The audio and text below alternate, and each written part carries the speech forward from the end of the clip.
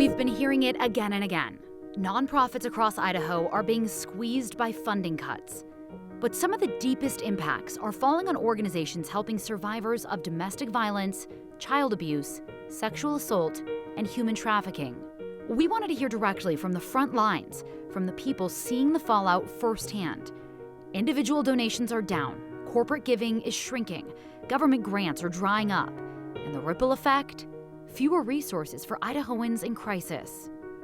So we brought together agency leaders from across southern and central Idaho, from the Oregon border to the Magic Valley, from Mountain Home to McCall. Different regions, same struggle. This is Underfunded, the hidden crisis. The impact of funding cuts on agencies supporting survivors of domestic and sexual violence has been especially alarming. These are really life-saving services, and many of them are now at a breaking point. And that's why we've brought this group together today, to hear directly from you. You're seeing the reality on the ground. So first, we want to start out by thanking you guys for being here. We really appreciate your time. I think the biggest thing is for you guys to talk about if this trend continues, what can be done to stop it? We're going to address that later on in the show. But first and foremost, for the people that are at home watching this, what is it exactly that your organizations do? We're going to start with Paige. Faces of Hope supports victims that are impacted by domestic violence, sexual assault, elder abuse, child abuse, human trafficking, and stalking. And we are that immediate support where people come in having endured trauma, and we're going to give them wraparound services like counseling, legal support, victim advocacy, case management. We're going to take care of your basic needs so that you feel that support and you're ready to make some big decisions soon. So I'm Dana Heinz. I'm the board president for Rise Up to Thrive. And we are in Valley County. It's a pretty small county. The great thing about Rise Up to Thrive is that we have been able to develop services where we can provide shelter now. Certainly, we were utilizing hotel rooms before. Sometimes we still have to do that because we only have one apartment at this point. But we do advocacy. We are in court with them. We do the whole gamut: restraining orders, food. Often, our victims are leaving in the night and they have nothing. So we have to find food and clothing and all of the essentials. So we do all wraparound services. And we are also obviously doing mental health and counseling. And we've just started partnering with an organization where they can do therapy with horses, because they've really found that can be so helpful in mental health and trying to heal. I'm Stephanie Haley. I work with Idaho Cobbs. We create opportunities beyond survival for trafficking victims. We have two safe houses. We run a community-based program, and we do education, prevention, and awareness training throughout Idaho for professionals and public, just to be able to recognize and prevent trafficking. It's really important in Idaho. A lot of trafficking is familial trafficking, which means it's the family that is selling their children or their people. That's your parent, your caregiver, or another relative. It's really ingrained, intergenerational, and so the case management services require a lot of wraparound care, like what Paige was saying, a lot of comprehensive services in connection with all these amazing service providers here. I'm Joseph Simonson with Voices Against Violence. We operate in South Central Idaho, 6 counties there. We serve over 1,000 survivors annually, mostly domestic violence, sexual assault, but also we have 25 other victimizations. So if anyone is like a refugee from a war-torn area or gang violence, any of that, we provide assistance with housing, food, transportation, immigration, custody, all of those items. We try to be a one-stop shop to help in that way. My name is Sochi Perez. I am from the Elmore County Domestic Violence Council. We serve the whole area of Elmore County and then surrounding areas as well. That includes like Lunds Ferry, King Hill, Hammett, Pine. We are dedicated to providing essential services like 24/7 crisis intervention. So we have a crisis hotline operating 24/7. We have a safe house, and we can provide any legal referrals or case management, also as mental health referrals. We provide support to individuals of domestic violence, sexual assault, stalking, and human trafficking. But we also like to partner with other organizations to ensure that these services are met. I'm Veronica Vasquez, and I am the Executive Director of Rose Advocates. And we work with victims of domestic violence, sexual assault, teen dating violence, child abuse, elder abuse awareness. We have a bunch of collaborating partners in our area and along the way. We have a shelter. We do have 4 outreach offices, one in Gem County, Payette County, Washington County, and Adams County. You guys are all over the southern part of the state and the central part of the state. And I think it's really important that rural Idaho and urban Idaho are represented in this room right now. Tell me, has the demand and the need for your services grown? We can start with you, Veronica. I would say yes. In the last 2 years, I think our cases have been more traumatic, and they're not getting any less. Like they're just escalating to the point of sometimes of no return. Like it's hard for clients, advocates to be right now, you know, in everything with the Clark versus State. It's a lot of hard to arrest because the officers don't witness it, and so it's a big toll on families right now. I think in every manner, in every aspect of what we're doing. Is that the case, would you say, for you guys as well? I would agree. I feel like there's more awareness of DV now, and that ensures that it's getting out there in the community. So people are actually seeking services. They know that we're here, and so the demand is higher.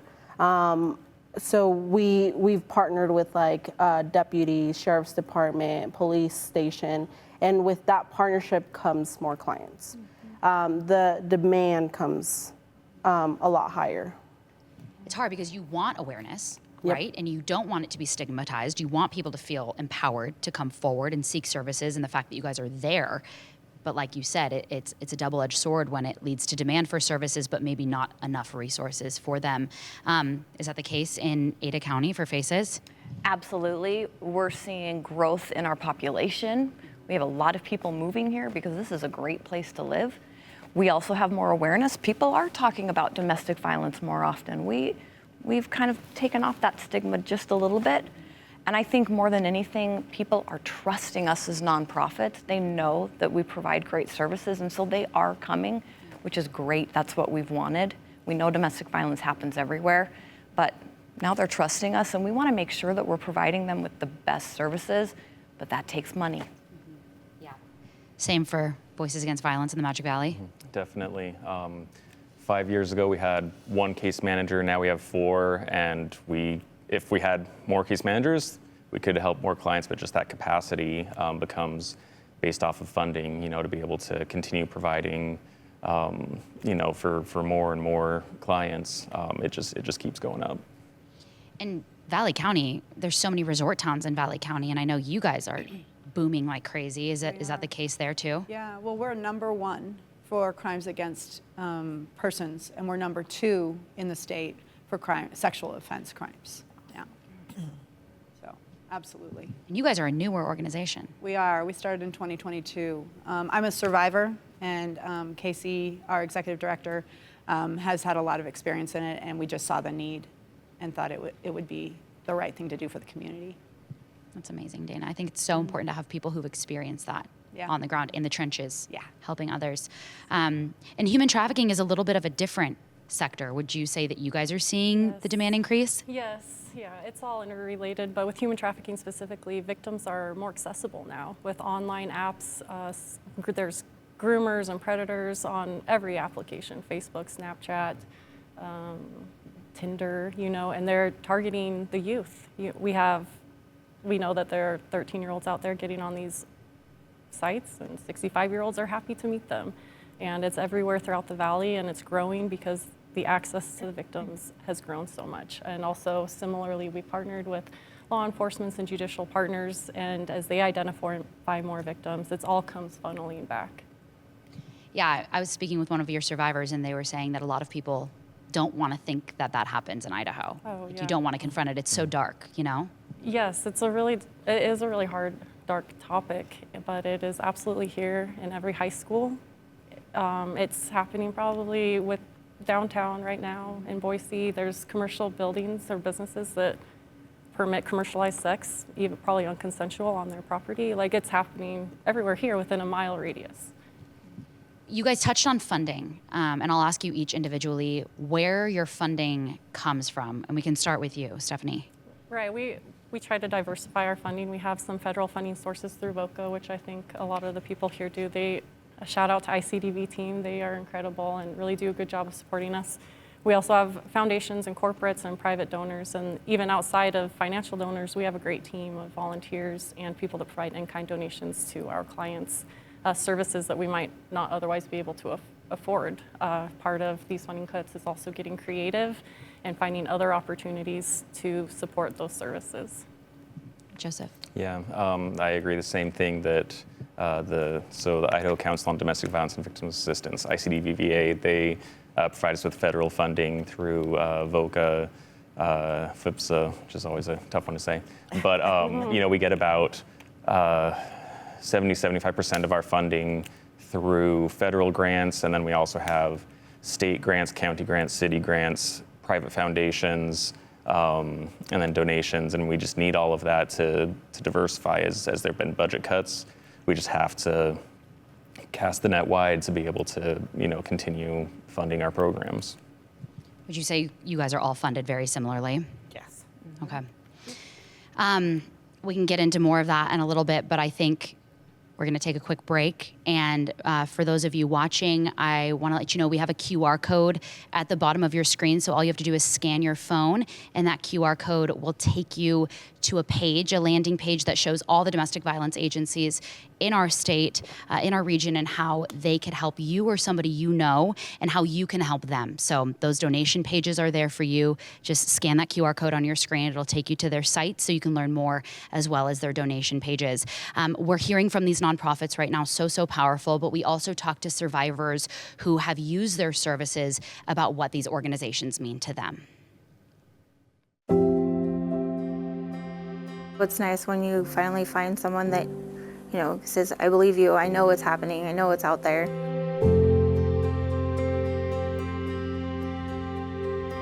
What was it like to be able to turn to somebody for help? There just really aren't words to express the kind of relief you get when you know that you have help. What did Idaho Cops do for you? They provided all my basic needs, my food, clothing, shelter. The big thing was having a safe house that nobody knows where it's at. So you know that you're safe, no one's gonna come get you. And they did some advocacy for medical needs and counseling. And the big thing for me was they were able to interact with the court system and kind of help with my legal issues that I had at the time, so that I could move forward. Because no one deserves to live in fear. Everyone deserves to live in peace. And I wouldn't have peace if organizations like this didn't exist.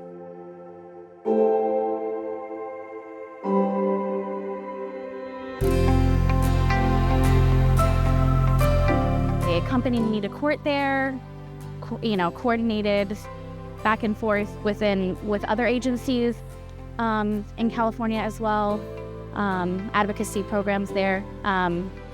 They helped me with finding permanent housing, help with job searching, and when I feel like I'm hitting a bump in my journey, I could always reach out, and they're right there to advocate and encourage me along the way.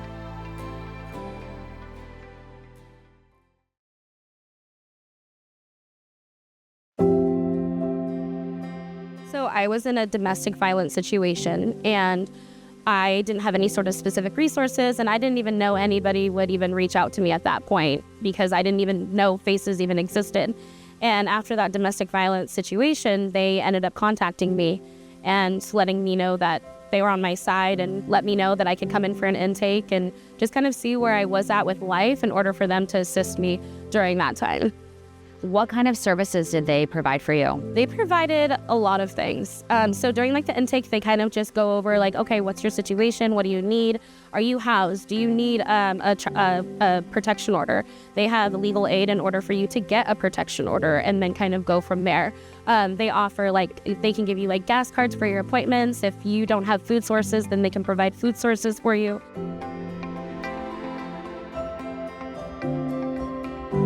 They kind of bring back your identity of who you are when you went through that situation, because anybody who goes through like domestic violence situations, they go through the why, the who, the how, etc. So you're just kind of lost. And without faces, I would still be lost in a situation where I don't think I would have been able to resolve it on my own, or I would have not been able to have the strength to overcome that situation at all.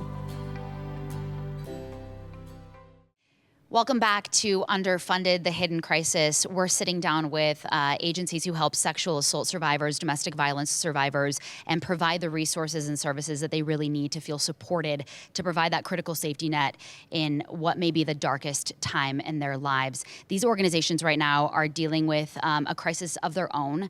They're facing funding shortfalls. So we want to turn back to them.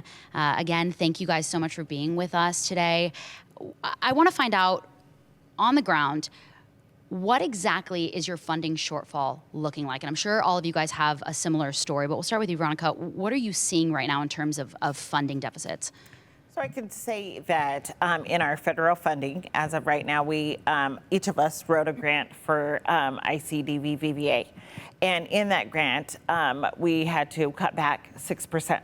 So 6% of our previous budget, which in some cases that's $50,000. That's a lot of money. That's a whole advocate role. And so that takes away from, we can't service a location. So in that sense, if our funding gets cut, I might have to close an office that, and we're in rural Idaho. What's going to happen to those clients there? I mean, as it is, most of our funding resources have moved to Boise. So for example, like the Council on Aging, anything that I have with elder abuse, I have to transfer them to Boise, and that's an hour away. If it's in council, that's 2 hours away. I mean, and we don't have public transportation. We don't have, there is affordable housing, but they're full. There's nothing, it's not getting any better. And I would say that our funders and our private funders, I mean, just the way of the world right now, the economy, and, trying to cut back on different aspects as far as, groceries and things like that, to where we used to have people bring us gift cards. Those are kind of cut back. Things are a little different now. I imagine that's been the case for all of you guys, but also like during the recession, this might have been an issue. And right now with the economy being so uncertain, are we seeing individual and corporate donors kind of pulling back a little bit? So I've been with FACES for 10 years. And for those of you who don't know, ICDVVA gets federal funding. Some of that federal funding is from crime victims compensation. Mm-hmm. Since 2018 to today, we've seen a 70% cut in just crime victims compensation, which is where we get all of our federal funding. ICDVVA has been a great organization. They've been looking for other pots of money, which is why we were asked to still ask for 6% less, but that pot is dwindling, and we are going to meetings yearly about how the pot has dwindled again. So we know that next year, when we're asking for federal funds, that we will be asked to ask for less again. Mm-hmm. So we're constantly having to diversify our funding, but there are federal funds, but they're going to other places, which is understandable. But I don't know how much more we can cut without making it impact our organizations and the programs that we provide. And considering you've already laid off employees and had, shortfall in that. Mm-hmm. Yeah, I feel like, because in previous years, it's been a bigger cut. We've had a year when it was a 20% cut, like things like this where it's like, being asked, okay, cut 6%, maybe like, oh, well, there's, we can cut here, we can cut there, but where it's already been stripped back by the previous year's cuts, it's like, okay, where can we find that extra 6% now? And unfortunately, sometimes that comes from well, I guess our 90-day shelter is going to become a 45-day shelter, or things like that that reduce the capacity. And at Faces of Hope, as we've been looking at our budget, we now are feeling like we need to cut a third of our spending every month. A third is like $50,000 a month. Wow. And so that we're always going to serve survivors. That's our number one priority. But now we got to figure out what pot to take it from, and that's hard. Yeah, and to consider private donors, donations are less each year related to the economy and the uncertainty that's going on. So that definitely is another toll on us, because definitely that's what we rely on our gaps. Federal funding is less, so then we have private donors, but then that's also reduced. Yeah, and to piggyback on that, because we're new, we do a lot of fundraising. We have lots of events, and you're always trying to leverage the community. And our community is incredible. They're so gracious. They give so much. But most of the people that live in Valley County, not the ones that vacation there, don't have a lot. And so you're asking them to give where they potentially can't. And these are also the people that potentially are victims and the ones who need our help. So that is a really hard balancing act for us. You don't want to tap out Right. your great donors Exactly. by asking them for every event to donate. Yeah, it's like fatigue. Right. It's like Yeah. when school districts go to voters and they ask for levies to be passed all the time. I It's do have to fatigue. figure, we're in rural Idaho, and we're not the only ones asking for money. There's other organizations, the schools, the kids, everybody's doing a little something. And so when we go to one organization and 12 people have already asked for donations and extra things like that, it hits hard there. That's so fair. And I think what's interesting is you guys are all sort of competing with each other in this domestic violence sphere, right? Because you're all going for similar grants.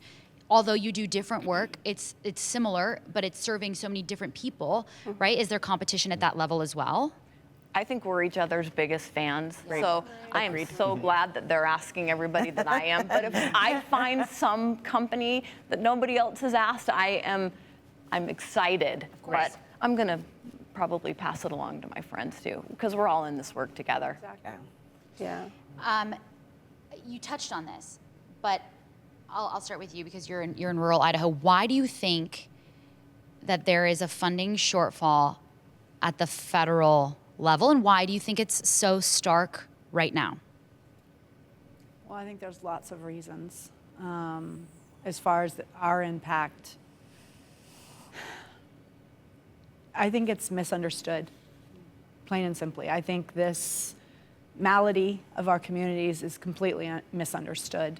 And I think often there's judgment in it. It's the black sheep of the family. Nobody talks about it. It's that secret people don't talk about, because domestic violence is a familial challenge, right? And if I say, tell people that my cousin is being hurt, then her parents find out. There's all these pieces to it. It's a very muddy place to go. And as we have kind of talked a little bit about today, getting it out there and in front of everybody to say, hey, this is something that's been happening for many, many, many years, right? It's a generational thing too. It's not a socioeconomic problem. And a lot of people think that it is. But as a survivor from a very well-to-do family, that was not the case. It's a power and control. And a lot of people don't understand, I think, the baseline foundation, at least of this challenge for our communities. And so it just isn't given the significance it needs to be given. Yeah, I would agree with that. You are in the grants department, if you will, at Idaho Cobbs. This is your full-time job, is to ask for funding and to support your mission. Why do you think there's a federal funding shortfall? It's a great question. During COVID, we saw an abundance of funding. I think people recognize, okay, people are isolated, there's going to be these mental health issues, it's going to increase domestic violence and then increase maybe trafficking. And in the trafficking arena specifically, they started identifying trafficking more and having more conversations about it. So I think that 2020 and the pandemic kind of created the hype of this funding, only to realize, oh, well, we can't really sustain that level of funding. So now we're going to start cutting that funding. I think that plays a part. And I think from a general consumer or a donor perspective, there's a lot of misinformation and distrust, right? It's like, how do we know this organization is really doing what they say they're doing? Idaho runs on nonprofits. Nonprofit is the 4th largest industry in Idaho. There's always a new nonprofit, right? So like when we talk about going to donors, they're like, oh, actually, I just met another nonprofit that does.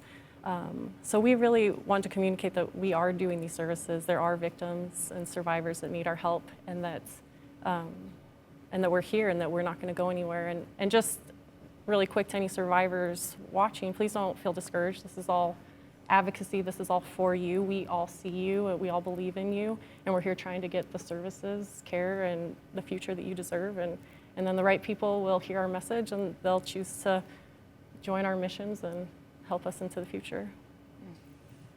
How are these cuts impacting your staff? You talked about pulling back, the amount of time that you allow for survivors to stay in shelters. Obviously, it's impacting survivors in that front right now, and we'll get to that in a minute. But how is it impacting your staff? What are you hearing from them? I mean, one thing is just the burnout, right? This is a huge burnout. I mean, industry is not the right word, but like this sector has so much burnout just because there's a lot of vicarious trauma. A lot of staff are survivors. That's why they get into the business, is because they want to help people that have been in their situation. But, listening to these stories every day, having to, we have a 24-hour hotline, and so people are answering the phones at 2 a.m. People are going to the emergency room at 2 a.m. to be with survivors. It's a lot. And then to not be able to offer them, the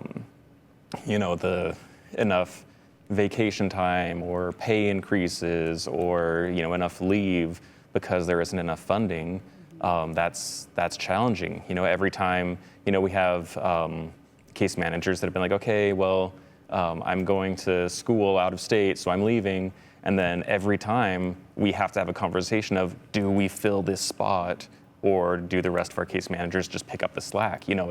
We can't immediately jump to, all right, let's hire someone else. Is there enough funding to continue this? And sometimes there's not. We've had to cut positions because of that. And I think we can all relate, but even as director roles, you would assume, oh, you just have director duties. But no, it also comes with case management, being on, being on the on-call 24/7. So being on the phone, getting multiple calls throughout the night, and then coming to your 8 to 4 job, and then still continuing that case management, advocacy. I can speak for myself with being the only Spanish speaker. I'm juggling also all Spanish speaking clients with also providing the services they need, plus on top grant writing, director roles, and stuff like that.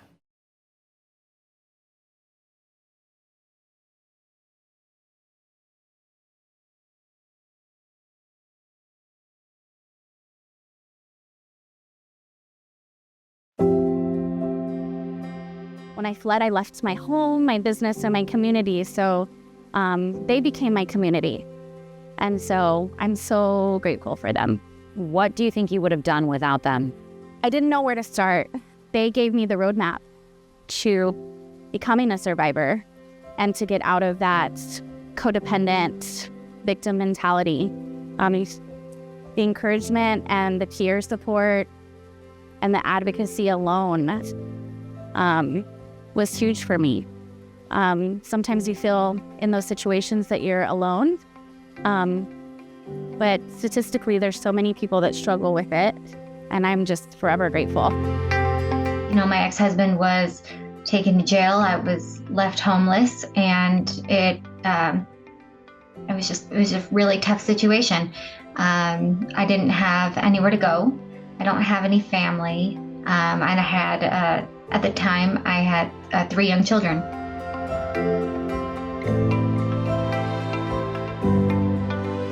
They paid for a place to stay for a couple of months while my own apartment was opening up, and while I got my job and got back to work. So I couldn't have done it if I wouldn't have gotten that support. I would have been a strain on society in a number of other ways. Ultimately believe I would have ended up at a homeless shelter. The therapy, the counseling was indispensable. I couldn't have moved forward without that. You know, with the therapy and the resources, the housing. These were all very minor contributions, but they made such a major impact. To not have funding, I mean, if they weren't a resource for me, I could have been part of that statistic of not being a survivor. Welcome back to Underfunded, the hidden crisis, where we are sitting down with agencies across the state who serve victims, survivors of domestic violence, sexual assault, and human trafficking. We were discussing before the break issues that your staff are seeing, the resources that are being affected. But I want to revisit something we talked about earlier, and that was federal funding and where that shortfall is coming from. You said it's been happening for a long time now, but I feel like it's really apparent. It's very stark right now. Joseph, why might that be? Well, I think with federal funding, there's a lot of unpredictability. You know, earlier this year, there was a federal funding freeze that was announced, and so everyone, you know, was worried about what that might mean.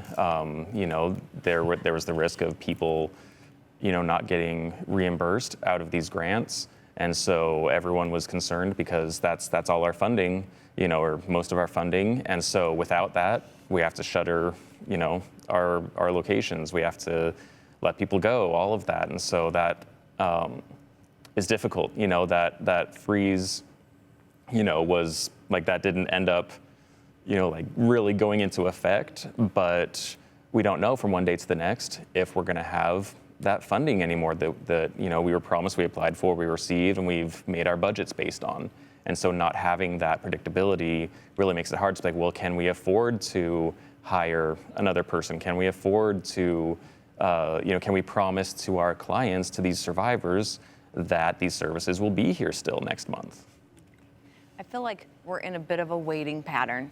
We've kind of watched for the past 6 months as we've all tried to figure out what this new administration is going to bring. There's been ups and downs. People have been concerned.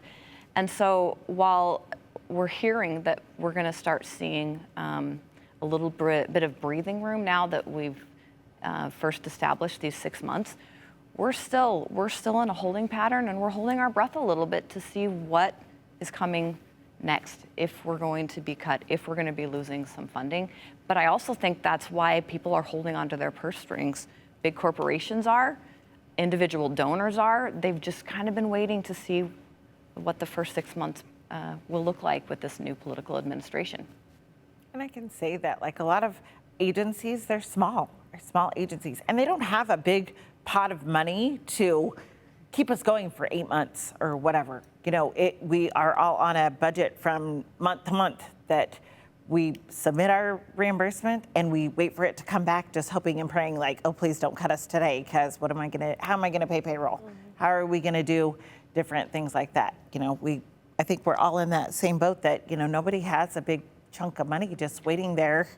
You know, if anyone, we're nonprofits. We've all had a meeting with board members to see, especially after that spending freeze scare, what we're going to do next. Where are we going to get funding from? Who are we going to have to let go? Or what programs are we going to have to set aside for a while until we find that funding? So I think, speaking for all of us, I think we all have had to think about a backup plan in case anything were to happen with federal funding. And obviously, nonprofit work is hard. It's always hard. You're always fundraising. You're always pulling for sources, always looking for new grants or existing grants that are clearly dwindling.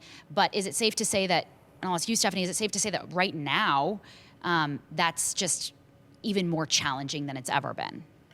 Yeah, challenging because you're looking and trying to do all this research about the appropriate grants, trying to find the right language that is going to be politically appropriate for the climate, and then also not receiving those funds. So you spend all that time to write the request and the proposal, and then only to hear like a one line, oh, no, we didn't fund you. And that can be hard, right? Continually hearing no, but you know, we still have hope that we're gonna find the right sources, and we keep going because that's what we do for our clients.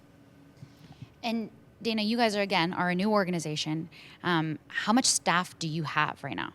We have lots of volunteers, a lot of people who are passionate about it. Staff, we have one executive director, and we just brought on another advocate part-time. because our executive director has been doing it all. So, and at some point, she's going to burn out. We do have a coordinator for our volunteer services who is part-time as well. And so those are our 3 positions. So really, you can't cut staff. Like, you're not in that position. Yeah, yeah. And so it's interesting because we have a very hardworking board, and we're very involved in you know, getting out and educating the community because we don't have staff to do it. Right. So it definitely comes down from everybody's passion because when you're that small, that's kind of all you have to utilize. I'll say this, I am a board member for Faces of Hope. Paige is our executive director, and I understand just how much work board members need to do for all of your nonprofits and all the nonprofits across the state right now in terms of fundraising. And we're hearing stories as directors that your staff is getting burnt out, that you're like not laying people off, but through attrition, just not rehiring. That's the case at Faces. We had to let somebody go. Is this across the board what you guys are dealing with as well, with burnout, turnover, attrition, that sort of thing? Yes, especially with the lack of resources. Like mental health in Mountain Home, it's really big. There's waiting lists.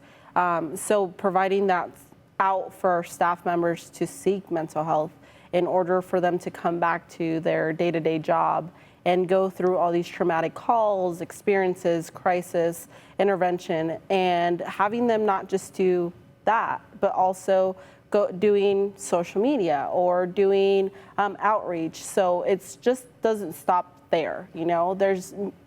And I would say everybody in the nonprofit world, an individual has more than one hat. You know, we have different roles, we do different things, and having lack of resources does a big thing on us. Not being able to provide or being too small where they don't qualify for benefits and not having the funding ourselves to provide those benefits for them. Yeah, to piggyback on that, being competitive and trying to find talent is really hard. I mean, having a robust benefits package to try and have people come and work for you is not a reality in the nonprofit world. And so, you know, when you're trying to find people who potentially can help you, you know, further increase, you know, community awareness around this and all the different services that are needed, you are at a disadvantage because you aren't competitive when you're trying to, you know, find people that can come work for you once you have the funding. Right. So. And with nonprofit, like we don't have money that we can be paying, you know, Bonuses great money and bonuses, you know, we don't have that. And so it's hard when the local McDonald's pays more than we can get to have advocates out there and in, you know, traumatic situations. And they're you know, first responders. Right. If you think about it, we're out in the front line as well. Like, we don't know if somebody's perpetrator is going to come find us. And we're also on that front line. And thinking that we're paying people minimum wage is crazy because we don't have the funding to give them what they need to sustain life.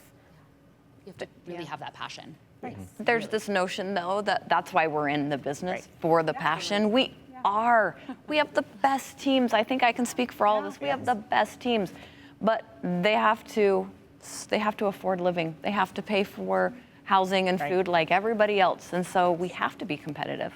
And I think that's why we're all passionate about it because we, you know, I spend more time with my advocates at work. You know, with my work family, I'm with them more than I am with my home family. And to write a grant and then not get the grant, and that's another job, that's another mouth to feed, that's 5 more people in that family that we can't do for. You know, what else do we do? And it's heartbreaking. It's a lot. It's a lot on us as executive directors, as volunteers, as, you know, we wear all the hats in that. And it's not just for our victims, it's for our staff, it's for, you know, everyone out there. We hear from healthcare providers, it's that compassion fatigue, too. Yeah. Do you think that survivors, and we'll start with the human trafficking element right now, because I think just so many people don't know much about it. Do you think that for survivors of human trafficking that they're seeing the impacts of these funding shortfalls? Hopefully not, right? We're trying really hard to protect our clients. conversations like this can easily lead to a spiraling for clients, thinking they're not going to have the services or care that they need, they're not going to have safe housing, that they're going to be homeless and end up back with their abusers and traffickers. So we try to protect them from that while also giving them real conversations and trying to enable them into doing this work for themselves, which is always part of the mission of the organization, enabling them to, or not enabling, but teaching them and supporting them into a client-led life that they want, of happiness and healthy relationships. Yeah, and I think one thing too with, trafficking in particular and in a general sense abuse is that a lot of these abusers, they are smart in the sense that they pick people who are easy to victimize. And so a lot of that is they'll pick someone that that is not popular in society, or that, it's like a lot of times abusers will, like traffickers, they will get their victims addicted to drugs so that then they can use that against them and say, well, now you can't go to the police and report me because you're gonna go to jail. Or they will pick, they're like, okay, I'm gonna bring you across the border, but then you can't tell anyone that you're here because they'll deport you. And they'll pick, no matter what the political climate is, no matter what the population that, might be seen as, as less popular in the time, abusers will pick that kind of person because they know that it's easier to control and manipulate someone that faces consequences if they go public. Well It's said. heartbreaking. Yeah. Survivors seeing the impact, are you seeing that yet in Valley County? Yes, some of it. Being in such a rural place, it's such an interesting combination because we have the very affluent coming there to, enjoy the outdoors, and then you have the people who live there year round. I think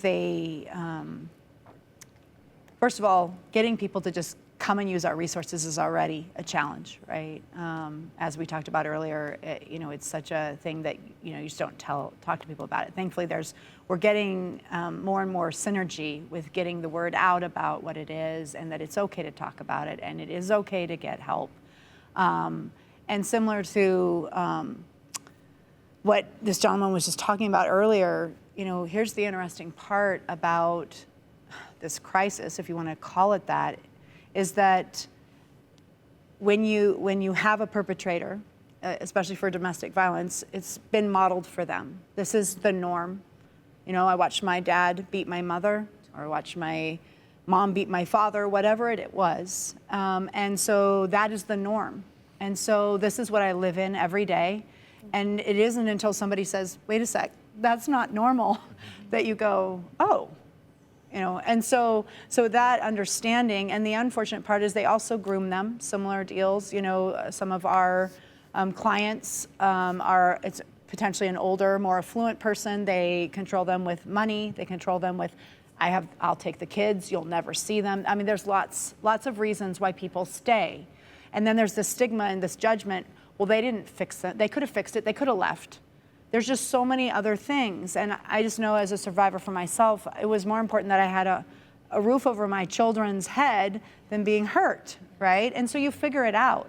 And so you don't get help. And so there's a lot of judgment around the whole issue as well. And so I think that's another piece to this. I'm so glad that you touched on that. Yeah, I think it's really important that this topic right now, this town hall that we're doing, is even just shining a light on that in and of itself. If people take anything away from this, it's that. Like you can't, it's hard to put yourself in somebody else's shoes. Right.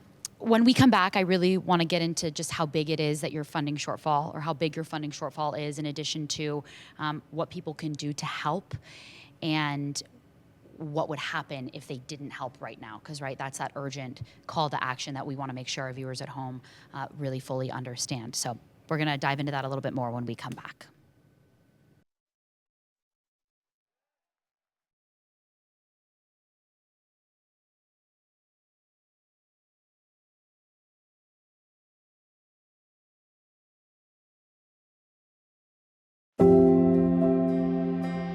I started with them, you know, when I literally had nothing, and they made it so I could have everything again. But honestly, if I wouldn't have had help in those very crucial moments, I don't know where I would be. They made it so you do have a strong voice, and so you are able to actually acknowledge what you went through in order for you to overcome those things so you can become somebody again. Without those specific resources, a lot of people are going to stay quiet about the violence that they're going through, and they're going to think that they just don't have any options.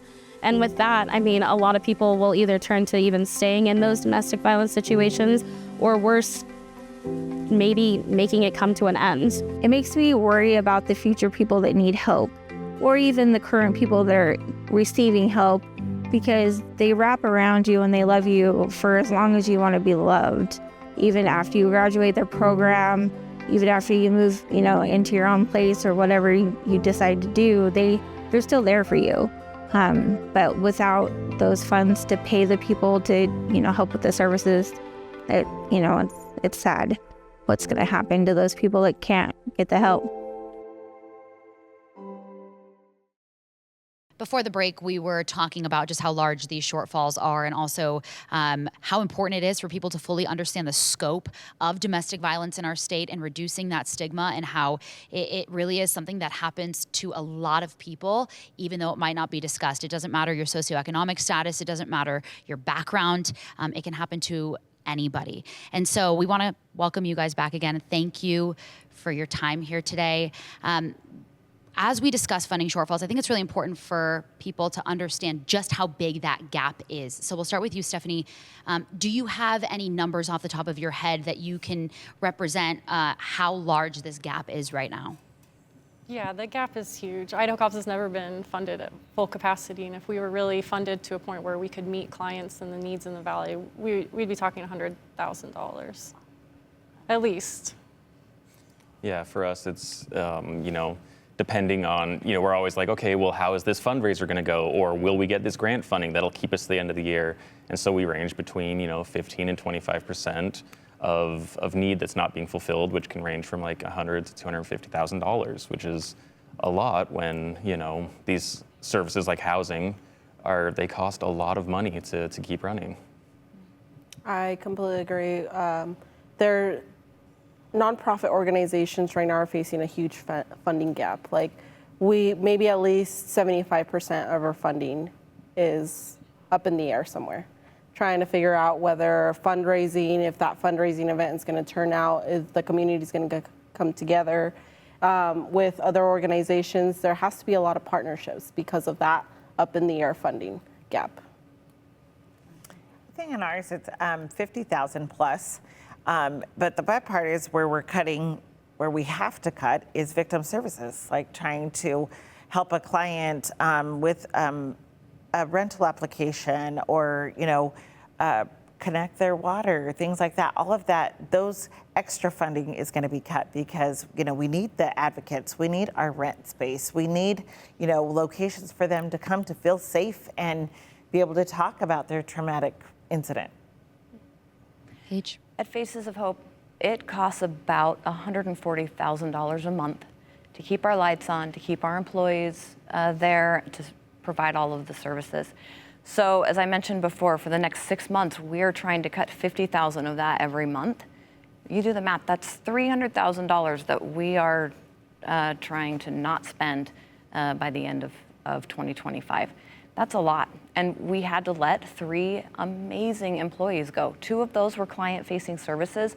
One was a fundraiser. So now there's more load, I guess, on other people's backs to try to raise those dollars, because she was a crucial piece to the fundraising at Faces of Hope.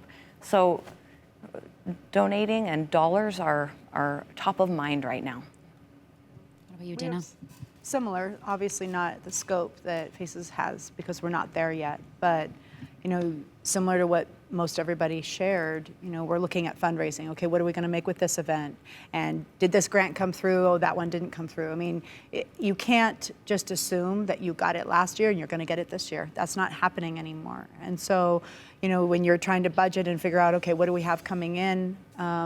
It really comes down to, okay, we're going to have to really make, this amazing. We're going to have to get the word out, because potentially fundraising is going to be the thing that we have to fall back on this year.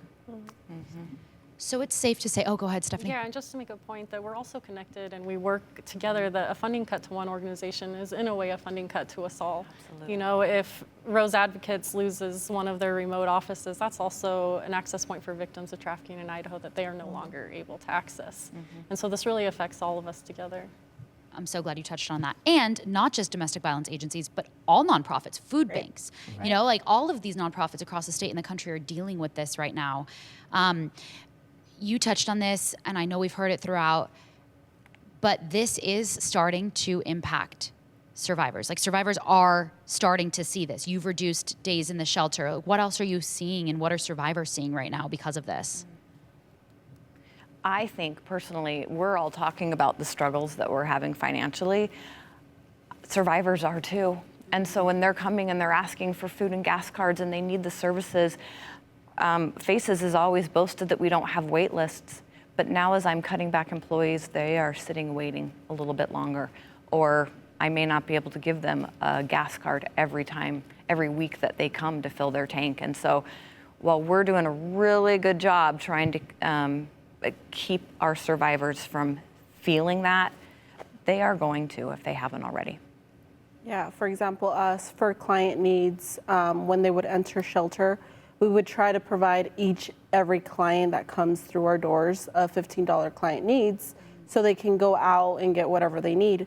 Now that's $100, because $15, they can hardly get anything with that. Yes. Now it's $100 worth, but now we have to think, does this person have financial funding, or do we have to provide it? We have to think about what clients get what, honestly, if we think it, in order for them to not feel the burden that we're feeling.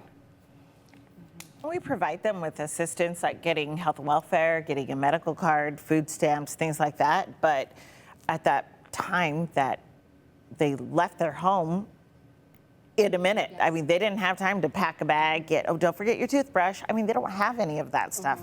They just come to us with their clothes and that's it. So, we provide blankets and pajamas, socks, food for the night if that's what they need, any of the basic needs. And food stamps can't buy, feminine products. They can't buy paper towels, toilet paper, things like that. So those are all extra needs that, clients will need. Anything, Yeah, and if you don't have the funding for that, right. You can't provide those things that seem small, but they're really a big deal. Let's end on a positive note, guys. People want to help. I know people want to help. How can they help you guys? What are some solutions? Joseph, we'll start with you in the Magic Valley. Yeah, I think we see a lot of, definitely a lot of people that want to help, whether that be with food drives or we have local companies that we have done, like 15% of your meal this night goes to Voices Against Violence, things like that.